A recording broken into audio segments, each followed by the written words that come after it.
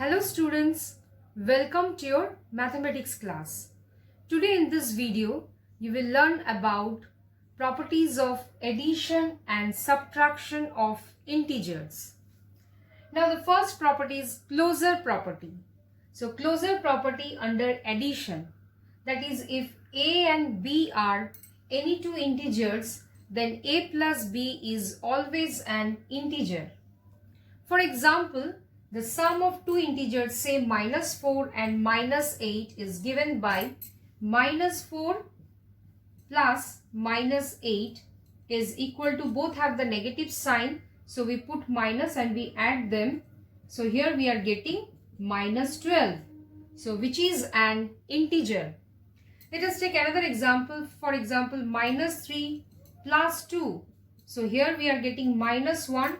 So both are which is an integer.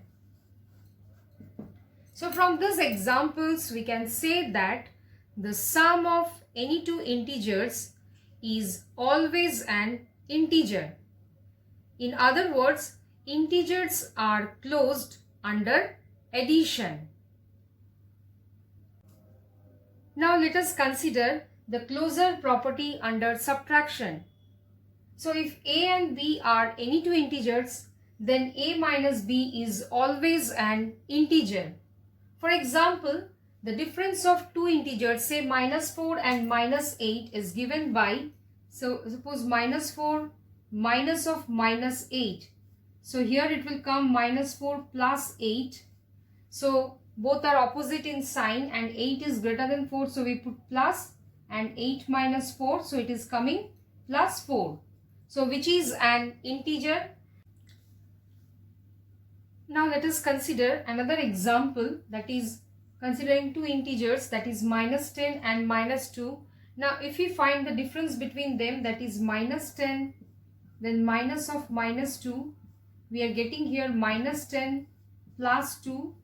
That means both are opposite in sign. So we get here -8. Because 10 minus 2 is 8 and 10 is negative. So which here we are getting the integer, that is -8. So which is an integer. Which is an integer.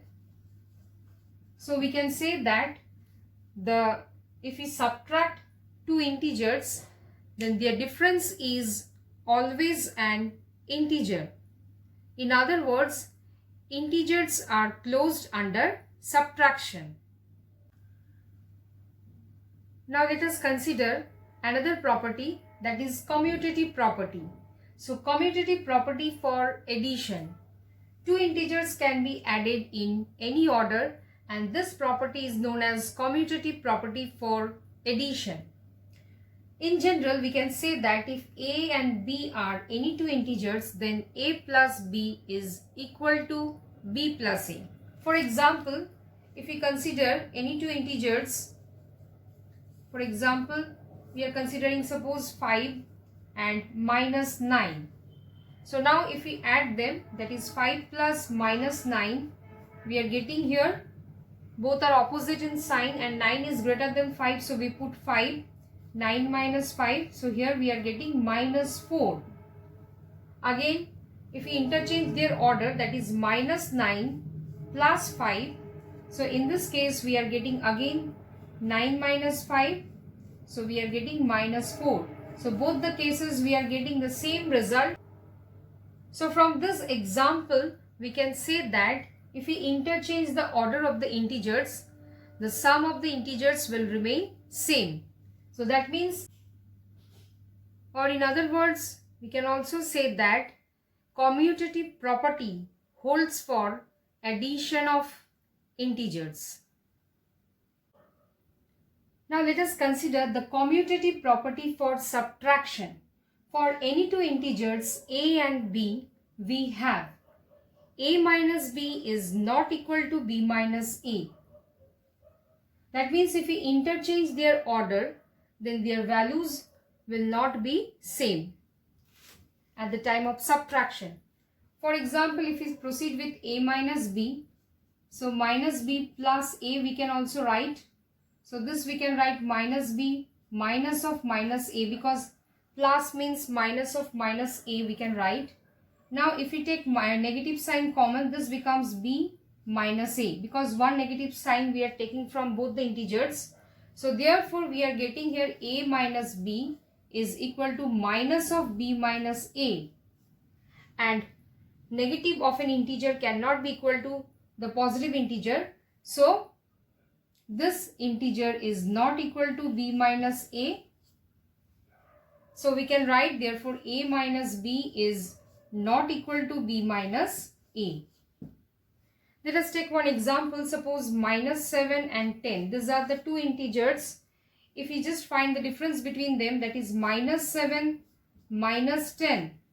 So this we are getting here minus 7 and minus 10, we are getting here minus 17. But if we write 10 minus of minus 7, in that case we are getting 10 plus 7, which is coming here 17. As we know that minus 17 is not equal to plus 17. That means these two integers are not equal. So we can write, we can say that a minus b is not equal to b minus a. So from this example, we can say that commutative property does not hold for subtraction of integers. Now let us consider the associative property for addition. While adding any three integers, they can be grouped in any order. If a, b, c are any three integers, then under bracket a plus b, then plus c is equal to a plus under bracket b plus c. Let us take one example. Suppose a equal to minus 6, b is equal to minus 8 and c is equal to 5. Then from left hand side if we start, left hand side is equal to a plus b plus c. So in place of a, b and c, we will put this integers. So this becomes minus 6 plus minus of 8, then plus 5. So this result will come minus 6 and minus 8 will come minus 14, then plus 5. So again here 14 is greater than 5. So we put the negative sign because 14 have negative sign. So minus, and 14 minus 5 will come here 9. So we get here minus 9. And on the right hand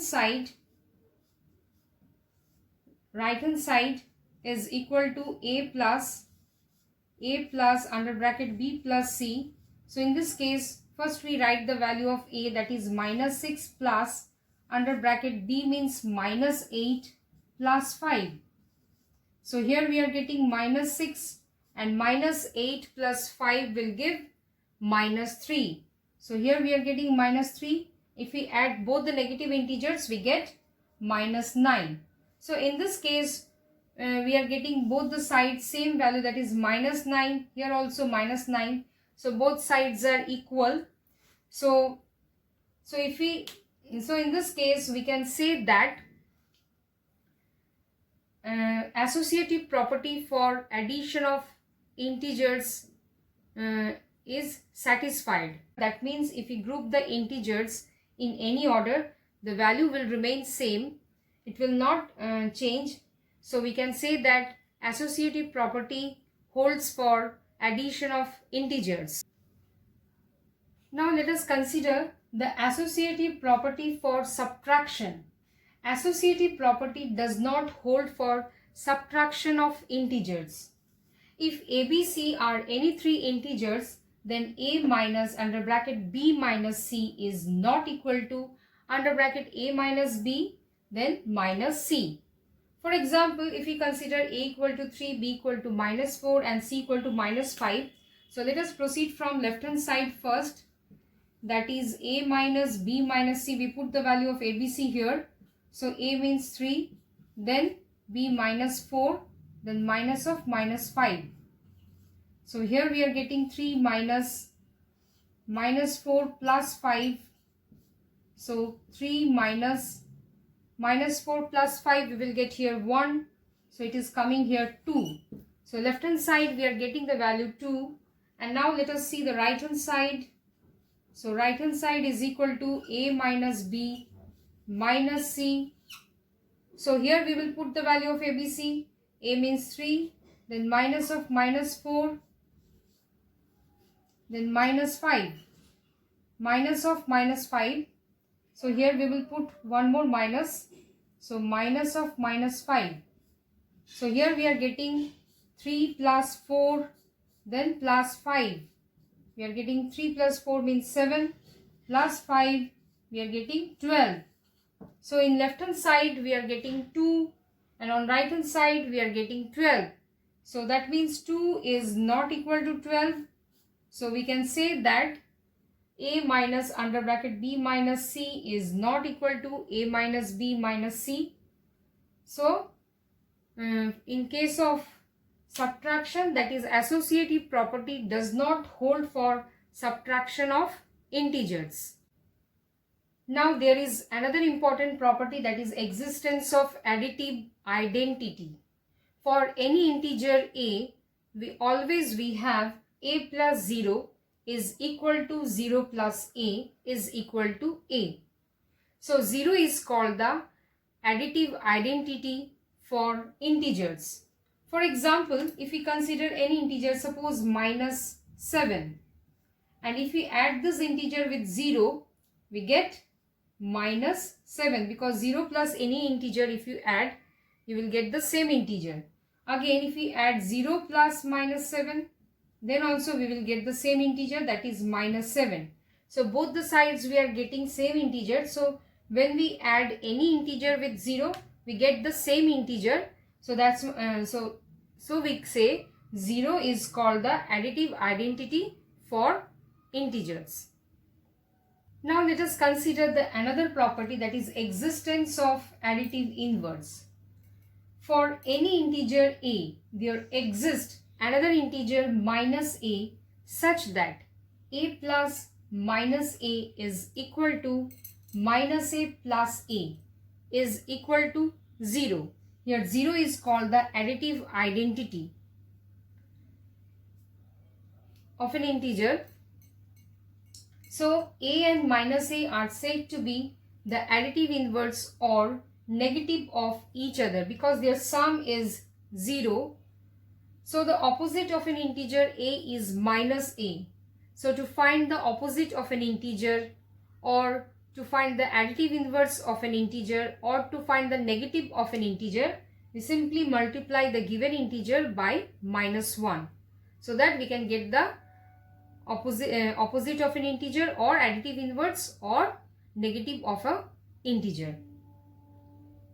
For example, additive inverse of a is minus a, and additive inverse of minus a is minus of minus a, that is plus a, because minus a plus a will give 0. For example, the additive inverse of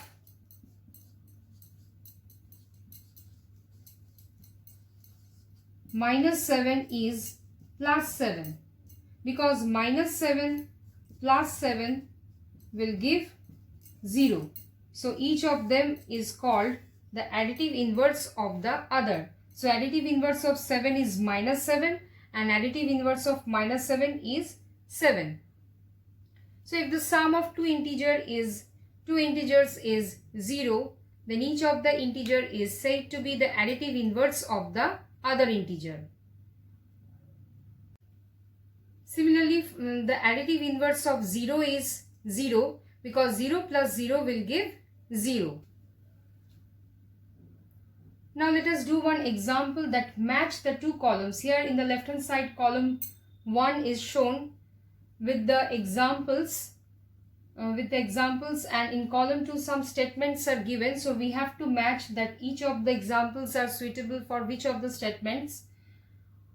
So let us see the first one, that is 17 plus minus 11 under bracket is equal to minus 11 plus 17. So here we are adding two integers, and in the right hand side we just change their order. So we know this is true. This is the commutative property for addition of integers. So let us check in the right hand side. So first one is integers are closed under subtraction. Subtraction is not associative, and the third one is commutative property for addition. So this one will be true statement for this, that commutative property for addition. So we match the column 1, that is first one to C option.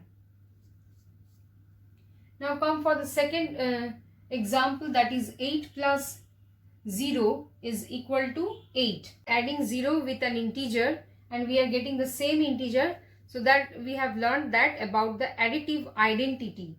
So in the first case, subtraction, integers are closed under subtraction. Subtraction is not associative. Third one already we have chosen. So in the fourth one, addition is associative for integers, and then the fifth one is 0 is the additive identity for integers. So this is appropriate for this statement, that is 8 plus 0 equal to 8. So this will be true for this. So for the second example, we choose the option E, the last one. Now come for the third one, 15 minus 9 is equal to 6, an integer. Here the difference of two integers are showing, and integers. So let us check the first option, integers are closed under subtraction. So we are using here closure property. So we can choose the first option, integers are closed under subtraction. That means if you subtract any two integers, then it will be always an integer. So integers are closed under subtraction. So the third number example will true for the statement A. So number 3 will be true for the statement A, which is given here. Now the last twos are left, that is the fourth one, under bracket 6 minus 7, then bracket closed minus 5 is not equal to 6 minus under bracket 7 minus 5. Here three integers are taken in the left hand side and right hand side, and they are not equal, and all over the subtraction signs are there. So here the property, associative property for subtraction is shown. So let us see the second option, subtraction is not associative. So we will go for this option, because in the fourth option, addition is associative for integers. So we will not consider that one. So we will consider the fourth option, that is the statement that subtraction is not associative. So number 4 will go for B. So number 4 will go for B. Now the last one, minus 6 under bracket plus under bracket minus 7 plus minus 3 is equal to under bracket minus 6 plus minus 7, then plus minus 3. So here two integers in the left hand sides are grouped, that is addition of two integers on the left hand sides are grouped, and then on the right hand side the order is changed. The group of the integers are changed here.